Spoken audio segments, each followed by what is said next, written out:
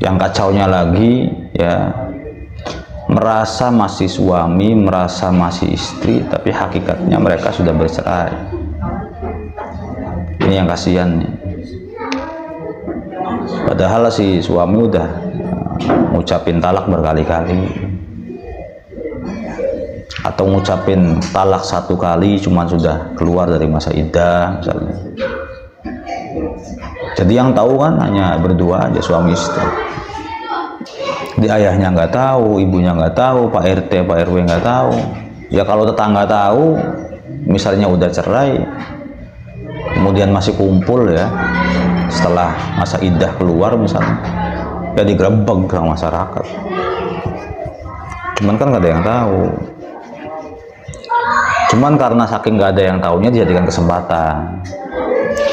Dijadikan kesempatan sama suami, sama istri gitu tuh.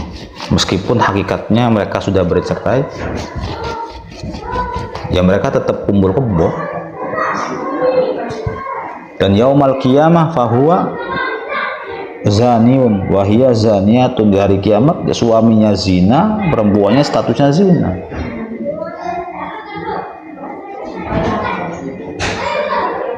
Kan kalau orang-orang belajar paham banget gitu resikonya orang berzina tuh. Az-zina wal ghina la yajtami'an. Kaya dengan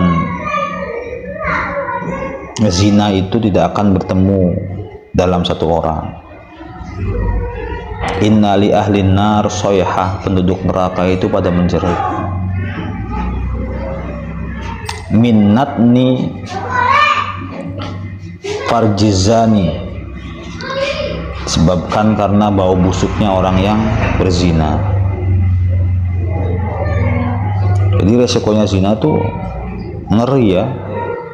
Manzana bimro'atin, barang siapa yang berzina dengan seorang perempuan, fatahallahu alaihi samaniyatu abwab, fasamaniyatu abwab, Allah akan membuka 8 pintu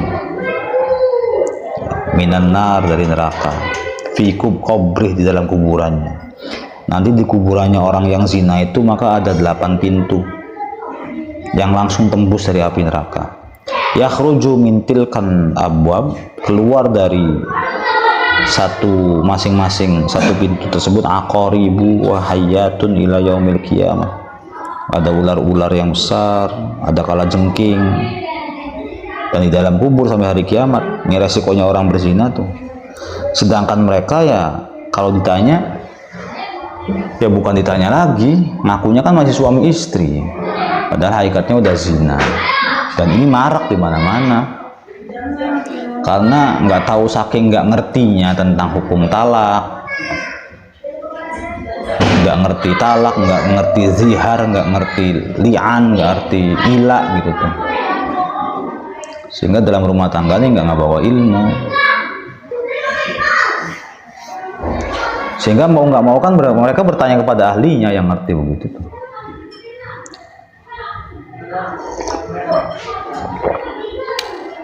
Bukan 1-2 orang begitu tuh, suami ngucapin talak, beneran talak gitu tuh. Tapi karena nggak ada orang yang tahu, kakak nggak tahu, adik nggak tahu, tetangga nggak tahu, ya dipendem sendiri suami istri tuh. Masih kumpul bareng, tidur bareng, keluar dari masa iddah misalnya, atau bahkan ada yang talak sudah lebih dari 3, harusnya talak bain.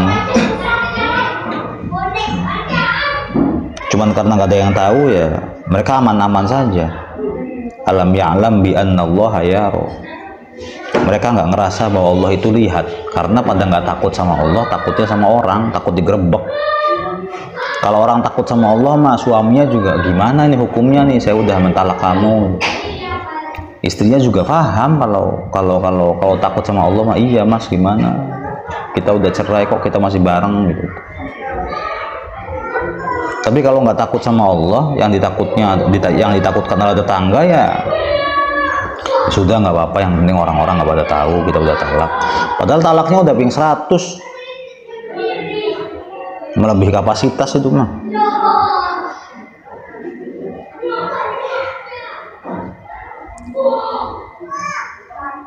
Kalau masih masa iddah selama roj'i sih nggak apa-apa. Kebanyakan juga pada nggak tahu masa iddah tuh. Kan perempuan itu ketika dicerai sama suami itu dalam kondisi yang beda-beda. Kalau masih gadis, ya belum disentuh, maka nggak ada iddahnya. Kalau seorang perempuan, ya umur 25, pokoknya udah punya anak, gitu. Kemudian dicerai, maka iddahnya itu 3 kali suci. Kalau suaminya meninggal, maka iddahnya itu berapa? 4 bulan 10 hari. Kalau masa-masa menopause atau dalam keadaan atau tidak haid, maka masa iddahnya 3 bulan. Ya begini ya, nggak hafal sih, nggak belajar agama. Nanti kalau dinasehatin ngomongnya jangan sok bener, jangan sok pinter, bingung nasehatin orang begitu.